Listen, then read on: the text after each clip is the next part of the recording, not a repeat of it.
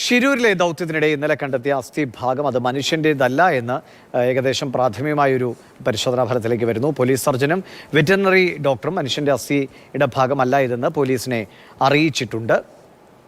ബിജു പങ്കജ് വിവരങ്ങളുമായിട്ട്. ബിജു, അതപ്പോൾ ഉറപ്പിക്കാവുന്നതാണോ? ഇനി മറ്റെന്തെങ്കിലും പരിശോധനകൾ അക്കാര്യത്തിൽ ആവശ്യമാണോ?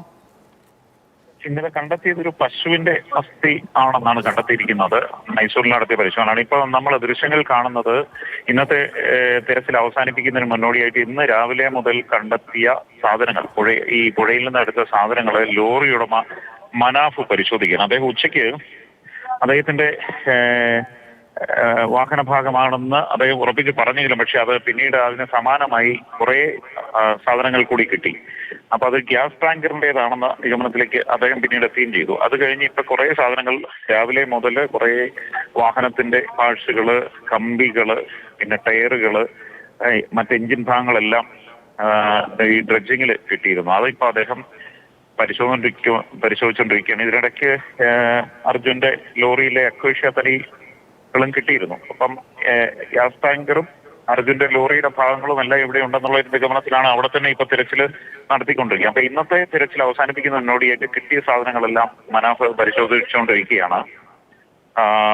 അതില് പല സാധനങ്ങളും ഉണ്ട്. അതായത് രാവിലെ ടയറ് ഇതുണ്ടോ, ചില വാഹന പാർട്സുകളൊക്കെ അദ്ദേഹം എടുത്തു നോക്കുകയാണ്. ഒരു ഗ്യാസ് ടാങ്കറിന്റെയാണ് ആ ചുവന്ന കളറിലുള്ള ടയറോട് കൂടിയ എഞ്ചിൻ ഭാഗങ്ങളെന്നാണ് നേരത്തെ പറഞ്ഞത്. പിന്നെ രാവിലെ മുതൽ ഈ മണ്ണിൽ നിന്ന് എടുക്കുമ്പോൾ, ഈ JCB ഉപയോഗിച്ച് എടുക്കുമ്പോൾ ആ മണ്ണിനകത്ത് നിന്ന് കിട്ടിയ സാധനങ്ങളൊക്കെ അവരത് കഴുകി വൃത്തിയാക്കി അവിടെ വെച്ചിട്ടുണ്ട്. അപ്പൊ അതിൽ ഓരോന്നായിട്ട് അദ്ദേഹം തിരഞ്ഞുകൊണ്ടിരിക്കുകയാണ്. എങ്കിലും എവിടെയെങ്കിലും ഒരു പ്രതീക്ഷയുണ്ടോ, എന്തെങ്കിലും ചെറിയ സാധനങ്ങൾ അദ്ദേഹത്തിന്റെ അർജുന്റെ ലോറിയുടേതായിട്ടുണ്ടോ എന്ന് തിരയുകയാണ്. പുള്ളി 2 മാസമായി ദുരന്തം സംഭവിച്ചതിന് ശേഷം ഈ പരിസരത്തെല്ലാം ലോറി തപ്പി നടക്കുകയായിരുന്നു. അതുപോലെ തന്നെ അന്വേഷണത്തിന് വേണ്ടി പരക്കം പാഞ്ഞ് നടക്കുകയായിരുന്നു. കോടതിയിലും കർണാടക ഹൈക്കോടതിയിലും ഈ തെരച്ചിലിന് വേണ്ടി അദ്ദേഹം മനാഫ് കൂടി ഹർജി കൊടുത്തിരുന്നു. ഇപ്പോ ഈ ഡ്രഡ്ജിംഗ് കമ്പനിയുടെ പ്രതിനിധികളും അതുപോലെ മനാഫും അദ്ദേഹത്തിന്റെ സുഹൃത്തുക്കളും ഒക്കെ കൂടെ ഓരോ സാധനങ്ങളും എടുത്ത് കാണിച്ചുകൊണ്ടിരിക്കുകയാണ്. അപ്പൊ ഏകദേശം ഒരു ഈ ടാങ്കറിന്റേതാണെങ്കിൽ തന്നെ ഏകദേശം ഭാഗങ്ങളൊക്കെ തന്നെ കിട്ടിയിട്ടുണ്ടല്ലേ ഇന്നത്തെ ഒരു തെരച്ചിലില്? ഈ കഴിഞ്ഞ മൂന്നാമത്തെ ദിവസമാണ്. 3 ദിവസമായി നടക്കുന്ന മുഴുവൻ കിട്ടിയതും ഈ ഗ്യാസ് ടാങ്കറിന്റെ ഭാഗങ്ങളാണ്. ഈ അർജുന്റെ ലോറിയുടെ ഒരു ഭാഗം പോലും ഇതുവരെ കാണാൻ കഴിഞ്ഞില്ല. തടിക്കഷ്ണങ്ങളും കയറും കിട്ടുന്നുണ്ട്, പക്ഷെ ലോറി ഒരു പാർട്സും കിട്ടുന്നില്ല. അപ്പൊ ഇന്നും ഈ ഡൈവേഴ്സുമായി ഞങ്ങൾ ഒരു ഭക്ഷണം കഴിക്കാനായിട്ടൊക്കെ ഇങ്ങോട്ട് കയറി വരുമ്പോൾ സംസാരിക്കണം. ഫുൾ ചെളിയും പാറകളും മരത്തിന്റെ അംശങ്ങൾ മാത്രം. ചെളിയും പാറകളും മരത്തിന്റെ അംശങ്ങൾ മാത്രമാണ്. ഇപ്പൊ ഒരു ഫാന്, അതായത് റേഡിയേറ്റർ ഫാൻ എടുത്തിട്ട് മനാഫ് പരിശോധിക്കുകയാണ്. അതെങ്കിലും ആണോ എന്ന് അദ്ദേഹം നോക്കിയാണ്. എവിടെയെങ്കിലും ഒരു പ്രതീക്ഷ അദ്ദേഹത്തിന് കിട്ടിയായിരുന്നെങ്കിൽ എന്ന് നമ്മള് വിചാരിച്ചു പോകുന്നു. അത്രയും കഷ്ടപ്പെട്ട് ഇതിലേ നടക്കാണ് അദ്ദേഹം. ഗ്യാസ് ടാങ്കറിന്റെ ഭാഗങ്ങളൊക്കെ തന്നെ പരിശോധിച്ചു കഴിഞ്ഞോ ബിജു? അതോ ഇനി ഏതെങ്കിലും പ്രത്യേക ലൊക്കേഷനുകളുണ്ടോ ഇനിയും പരിശോധിക്കാൻ? പ്രത്യേക പരിശോധനയൊന്നുമില്ല, പക്ഷെ അദ്ദേഹം കൊടുത്ത ഒരു മാർക്കിംഗ് പോയിന്റ് വേറെ ഉണ്ട്. അതിന്റെ ഭാഗത്ത് പരിശോധന നടത്തണമെന്നാണ് അദ്ദേഹം ആവശ്യപ്പെടുന്നത്. ആ ഭാഗത്തേക്ക് നാളെ ആയിരിക്കും പരിശോധന നടത്തുമെന്നാണ് അറിയിച്ചിട്ടുള്ളത്. അദ്ദേഹം ഇവിടെ നിന്ന് വളരെ വിശദമായ സന്ദർശനം നടത്തിയിട്ട് അദ്ദേഹം പോയി. അദ്ദേഹം നാളെ മടങ്ങും, നാളെ വൈകിട്ട് ഇവിടുന്ന് മടങ്ങും എന്നാണ് അറിയിച്ചിട്ടുള്ളത്. അതിനുവേണ്ടി ഈ മാർക്കിംഗ് പോയിന്റുകൾ ഒന്നുകൂടി ഇവരെ കാണിച്ചു കൊടുത്ത് ആ പ്രദേശങ്ങളിലൂടെ പരിശോധന നടത്തുക എന്നുള്ളതാണ്. ഈ ലോറി ഇവിടെ തന്നെ ഉണ്ടാകും, അതിന്റെ പാർട്ടുകൾ കിട്ടും എന്നാണ് അദ്ദേഹം ഇപ്പോഴും പറയുന്നത്. അപ്പോ ഓരോ ഇന്ന് കിട്ടിയ പല സാധനങ്ങളും തപ്പിയെടുത്ത് പരിശോധിക്കാണ് മനാഫും അദ്ദേഹത്തിന്റെ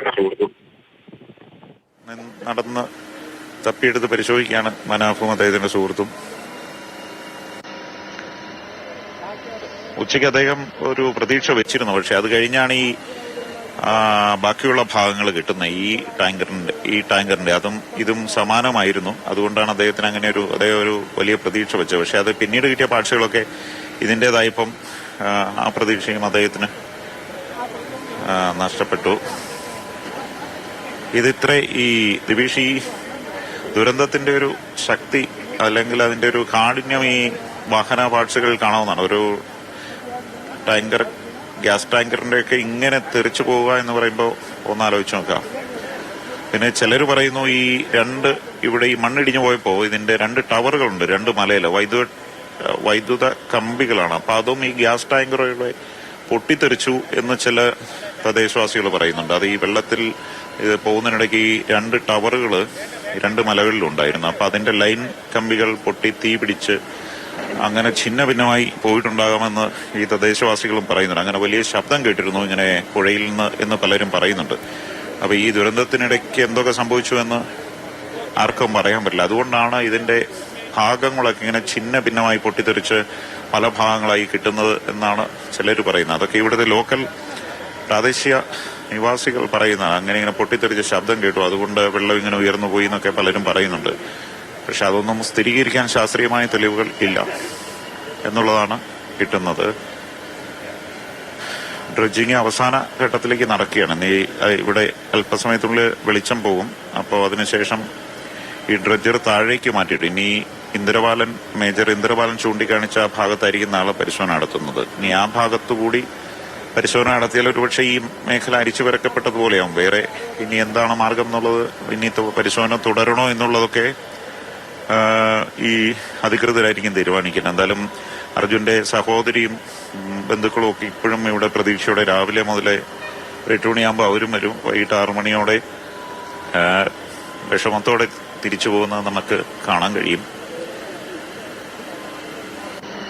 ഈ ദൃശ്യങ്ങൾ കാണുന്നതിൽ ഓരോ മണ്ണെടുത്തിട്ട് അതിൽ നിന്നാണ് പരിശോധന നടക്കുന്നത്. ഓരോ JCB ഇങ്ങനെ എടുത്തിട്ട് അതിനകത്ത് എന്തെങ്കിലും ഉണ്ടോ എന്നാണ് പരിശോധിക്കുന്നത്.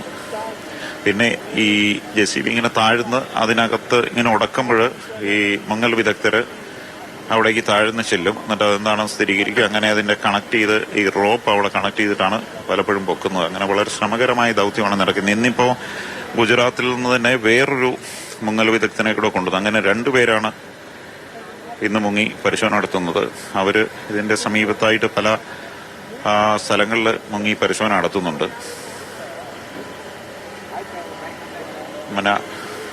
മനാഫ് അവിടെ ഇങ്ങനെ പരിശോധനയൊക്കെ നടത്തി കിട്ടിയ സാധനങ്ങളെല്ലാം നോക്കിക്കൊണ്ടിരിക്കുകയാണ്. പക്ഷേ അദ്ദേഹത്തിൻ്റെതായി ഒന്നും കിട്ടിയില്ല എന്നാണ് നമുക്ക് തോന്നുന്നത്. ശരി, എന്തായാലും ശിരൂരിൽ ഇന്നത്തെ തിരച്ചിൽ ദൗത്യം അവസാനിപ്പിക്കാൻ പോവുകയാണ്. അപ്പോൾ കിട്ടിയ ഭാഗങ്ങളൊക്കെ, വാഹനത്തിൻ്റെ ഭാഗങ്ങളൊക്കെ മനാഫും ഒക്കെ ചേർന്ന് പരിശോധിക്കുന്നുണ്ട്. നേരത്തെ അവരുടെ വാഹനത്തിൻ്റെതാണോ സംശയം തോന്നിയിരുന്നെങ്കിൽ ഇപ്പോഴതല്ല, അത് ടാങ്കറിൻ്റെതാണ് എന്നൊരു സ്ഥിരീകരണത്തിലേക്കാണ് പോകുന്നത്. ബിജു തുടരുക. സാരംഗ് കൂടിയുണ്ട്. സാരംഗ്, നേരത്തെ കണ്ടെത്തിയ അസ്ഥി അത് മനുഷ്യൻ്റേതല്ല എന്ന് സ്ഥിരീകരിച്ചതായി വാർത്ത വന്നല്ലോ. ഇനി എന്തെങ്കിലും കൂടുതൽ പരിശോധനകൾ അതിൽ ആവശ്യമാണോ? ഇന്ന് മറ്റെന്തെങ്കിലും അങ്ങനെ സംശയിക്കത്തക്കതായി എന്തെങ്കിലും കണ്ടെത്തിയിരുന്നോ?